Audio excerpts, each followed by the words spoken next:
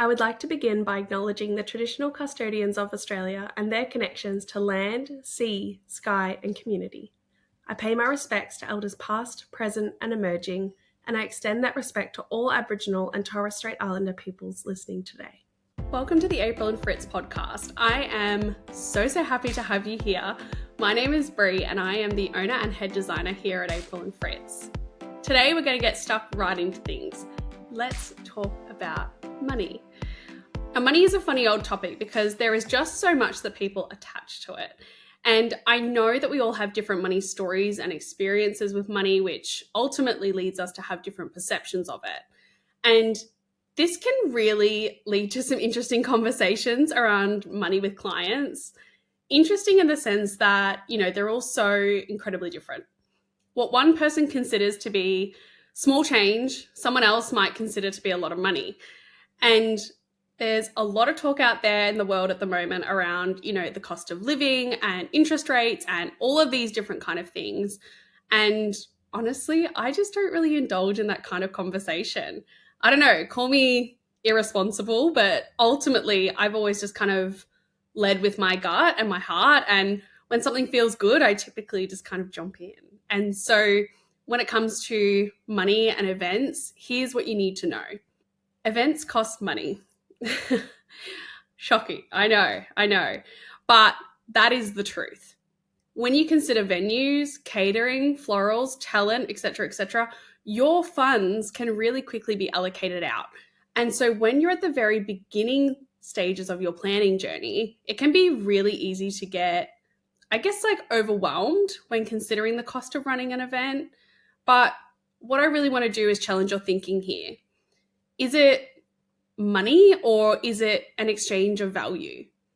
Ultimately, the price that you are paying for something, you are getting something of value in return.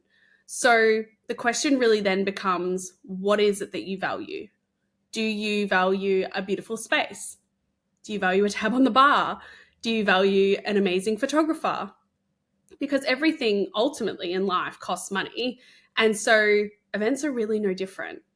And I think one of the things that I love most about my clients is that they get this, they understand. They are all well and truly aware of the value that they are getting in exchange for the price. And I love that they are, aware of this and self-led enough to understand the value of that thing. And so they know what it takes to get their dream outcome. And that also involves money, not just time, not just effort, not just resources of any other kind of description, but it takes money. And I understand that not maybe everyone is there yet. And so today I kind of want to dive a little bit deeper on the money conversation. So today we're going to be talking about why having a financial allocation is really important, what you can expect to spend on florals for an upcoming event. And I also want to share some examples of pricing that I've done within my own business. It is obviously really important to note that I can only talk to my experience, my business, my clients on this topic, and that every business and vendor will have a different approach. So take with this information what you will, but leave behind what doesn't. And so again, I am just so happy that you are here spending your earbud time with me. And I, of course, would so love it if you subscribe to the podcast, as we'll be releasing new episodes every single week. But for now, let's get started. So why is budgeting important? Honestly, I even just hate the word budget. I don't know if that's a controversial thing to say or not. I'm not sure. But I hate the word budget because it feels really restrictive. Budget reminds me of constraints or restrictions or feeling stuck between rock and a hard place. And so for the purposes of this conversation, I'm going to call it an allocation. And I'll give you an example because I think the language around this is actually really important. So let's just say someone is organizing a funeral and they come to me about organizing a beautiful tribute for somebody that they love.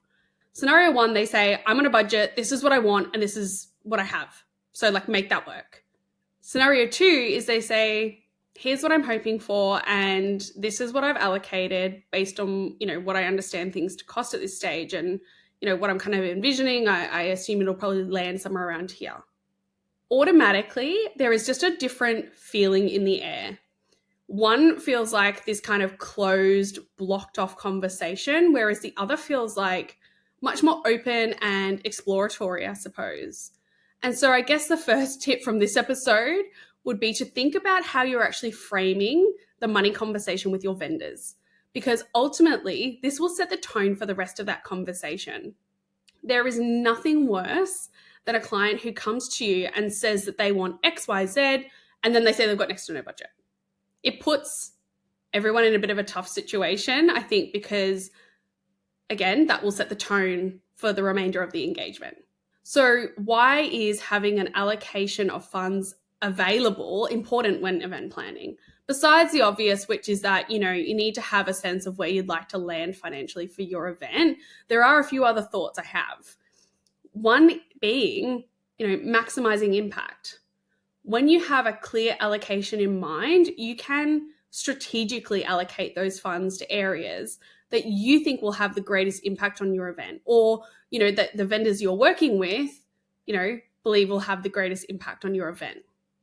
It just kind of allows you to prioritize elements and really make sure that the things that are aligning with your vision and your goals are the things that are being invested in.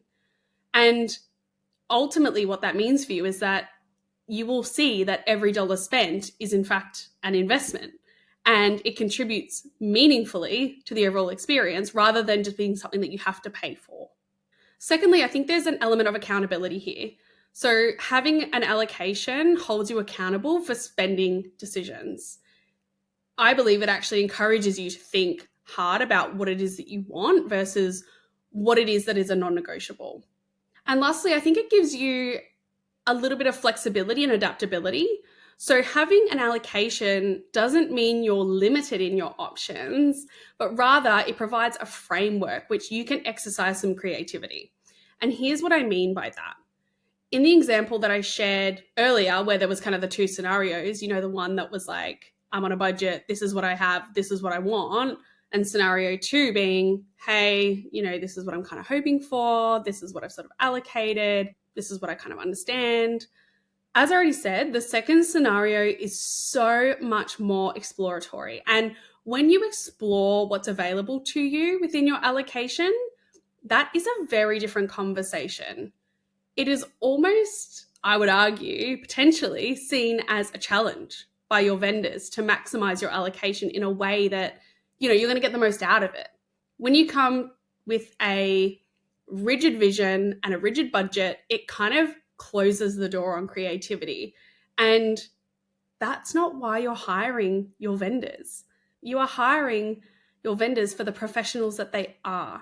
They are there to help provide a service and to use their skills and expertise to get you to the best place that they can, where you are happy. And I'll be honest, that doesn't always mean sticking to the budget. Sometimes, again, I don't know if that's a really controversial thing to say or not, I'll be totally honest, but I do want to touch on this a little bit because I do think it's important to this conversation. Going over your allocation, your budget, whatever, or your vendor suggesting that you do is not always a bad thing. And here's why. It's all about managing expectations, your own, your vendor, etc. And if you have, I don't even really remember what the saying is now, to be honest, but it's like, if you have champagne taste on a Prosecco budget or whatever it is, something has to give. And it's not actually up to the vendor to reduce their prices or to give you freebies or anything like that, just to make you happy. You wouldn't walk into, Target and buy a shirt for $20 and then get to the checkout and ask, why isn't it $10? That's just not how it works. And vendors for your events are no exception. So if you go to a vendor and you have your heart set on a particular vision, you need to be prepared to pay the price for that. And listen, while we're here, I do also want to touch on the whole idea of a wedding tax. And if you're unfamiliar with this term, a wedding tax is where it's perceived that, other businesses in the industry simply put up their prices because it's a wedding. And I can't talk for other businesses, obviously, but what I can say is that integrity in pricing as a business is always so important. I personally do not put my prices up because it's a wedding. My pricing structure remains the same across all of my events, whether that be a funeral, a corporate event, a birthday, a wedding, or whatever. I don't know if it'll stay like that. Right now, that's kind of what's working for me and my business and the clients that I have. But, the reality is too, is that weddings are higher stakes. There's only one opportunity there. And you could argue that is the case for other things as well, like other events. But I think that the difference is that there is a level of emotion tied to weddings and stress that are tied to weddings, that therefore you pay a premium for a lot of the time. Again, I don't know other vendors' pricing or anything like that, and I certainly can't talk to that. But ultimately, what you're paying for is a product and a service. And so you need to ask the question, what is it that I value? So, for example, in terms of the product, do you value seasonal flowers made with love from your local farmer? Or do you value, imported flowers made somewhere else in a different climate and then transported here? There's different pricing associated with those two different things. Do you value, the perfect rose and the time that it takes to find that? You can have any old rose if you like, but you will pay a premium if you need the perfect rose. And so there's just a thought process here for you to kind of work through when thinking about your budget or your allocation or your investment, whatever you want to call it. And even just in terms of the service, do you value your vendors having a livable wage? Do you value those with a creative mind exercising their gift with you? With floristry, do you value high quality training so that, your plinth doesn't fall over mid-ceremony? I mean, that would be a disaster. But also too, you do run the risk. With experience comes a premium. And so no matter what your allocation is, you still need to ask the question around what it is that you value. Because as I said, all of these things do have a price attached to them. For example, I might go to 3, even 4 wholesalers if I need to find the perfect light blue hydrangea for your event, if that's what it takes. There's never any guarantees, of course, but are you prepared to pay for someone who is going to go the distance that is required for you to bring your vision to life? If the answer is no, then you need to be prepared to have a conversation about what it is that you'll be sacrificing. Personally, that's not how I run my business. My clients pay a premium for our services because my team and I are prepared to do whatever it takes to get the job done. And that's what my clients expect of me as well. And so I guess it's a mutual understanding that our time and expertise is valued. And so I guess the next kind of logical question really is, okay, I understand what I'm paying for, but what am I meant to be paying? And you're going to hate me for this answer. I'm not going to lie to you, but in all honesty, it depends. I realize how kind of fluffy and not helpful that is, but just hear me out. Every event is so different because what a client shows up and expects and is envisioning is always so different person to person. And so because we are a bespoke floral design company, we're not using these kind of cookie cutter templates, one bride here and then one bride there. It's always going to be different. So in my business, I've come up with some investment guides per event category so that potential clients can actually see what our starting prices are for different floral items. And then there's also things like labor, pack down, all of that. And so I know that I found that really, really helpful, but from the feedback that I do get from clients being that it is really, really helpful just to have a little bit of a baseline. Where do you even begin with this kind of thing? That gives you that baseline. Again, I just want to call out, I don't know if it's always going to be like this. It's too hard to say right now, but as it currently stands, this is how our pricing structure is. So let's just pick an item. Let's just say that there's an aisle arrangement. Our starting price per meter for an aisle arrangement is $250. We then add on vase hire. In this example, let's just say we do use a vase and not another kind of mechanic. We hire out our vases starting at $5 depending on the size. For example, an urn might be much bigger and therefore have a higher fee attached to it. But, let's just keep things simple and just say it's $5 for this example. And then we have a couple of different variables. So for example, if we need to travel, we do charge out at $1 per kilometre outside of a 30K radius from the Melbourne CBD. And so again, for this example, let's just say it's 10Ks outside of this radius. So we charge for there and we charge for back. So that's $20 for 20Ks. And so we're currently sitting at $275. Lastly, we add on our labour, and labour starts at 30% of the overall cost and goes up depending if we're going to be doing a nighttime pack down. So 30% of $275. So in total, you're looking at $357.50 for the one arrangement. I also kind of want to give you a larger scale example, because thinking about floral arrangements in isolation is one thing, but thinking about them in the broader context of your event day is pretty different. So for example, let's just say that I'm doing a wedding.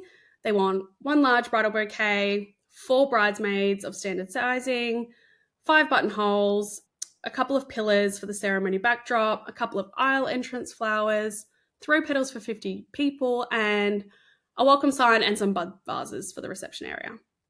And what I'm going to do is I'm just going to kind of break that down a little bit for you. So 1 large bridal bouquet may start at $300, and then we add $50 for the flowing ribbon that they want. So it's $350. For bridesmaids, let's just say that they're wanting a standard size bouquet each. So that's $250 by 4. And let's just say that they're not going to have any flowing ribbon just for the purposes of this exercise. So $250 by 4. Buttonholes go for $30 each, so we'll times them by 5. With the pillars for the backdrop, they start at $250 per metre, and our full-size pillars are around 2 metres high. So that's $250 by 4. We have aisle entrance flowers, which start at $250 each, and obviously we want to times them by 2. Add $5 for vase hire per arrangement. When it comes to throw petals, our starting price per person is $5, but let's just say that this couple want a really heavy petal throw. Let's just say. So it's $10 per person. So that's $500 for 50 people. We then have our welcome sign as we start thinking about the reception. And that pretty much starts at $250, and we only need 1 of them. And then we also have to add the $5 for vase hire here too. Then we move into the bud vases, which start at $20 each, plus the vase hire. And again, just for the purposes of this exercise, let's just say it's 50 that we want. So we're looking at $1,250. That's for the bud vases and the vase hire. So in total, we're looking at $4,815 there. Again, let's just say for the purposes of this one that the wedding is in the CBD of Melbourne, so travel isn't needed this time around. And then it's really just a matter of calculating the labour. So labour includes things like quoting, consultation, design, market order collection, product processing, arrangement creation, setup, like on site, all of these different things. And we start at 30% and make our way from there. In this example, let's just say that we also have to have a nighttime pack down at the end, with the venue. So I'd probably charge around 40% overall for that. So for the 1 large bridal bouquet, 4 standard sizing bouquets, 5 buttonholes, 2 large pillars, 2 entrance arrangements, throw petals for 50 people, 1 welcome sign, 50 bud vases, you're looking at $6,741. I just want to call out that these are just a couple of examples, and that by no means am I suggesting that you need to have these specific arrangements or that you have to spend these amounts. Some people will hear this and be like, oh, that's nothing. And then others will hear like, oh, that's a lot. And so for us, we do have minimum spends per event category, so you're aware. But if you're stuck on what you should be allocating or want to, understand our pricing further, I really encourage you to download our investment guides on our website. They are a fantastic resource to give you an understanding of what you're looking at, just in terms of what's available, but then also the pricing that comes along with that. I really hope that you have found this helpful. I believe wholeheartedly that, transparency is essential when it comes to talking about pricing, because it is important to me that, all of my clients are getting an understanding of how the pricing structure works. Again, it's by no means how everyone does this, but this does give you a little bit of insight into how we work. And again, if you are confused or you don't really know where to start with those investment guides. And if you still need a little bit of help, feel free to submit an inquiry on our website at aprilandfritz.com.au. But that's all I have for you today. And so I just wanted to say thank you again for joining me for this episode. Be sure to subscribe to receive next week's episode. I would absolutely love it if you could please leave us a rating and a review. This is obviously super helpful just to get the word out about the potty so we can reach others who are looking to create amazing events as well. I'll see you next week.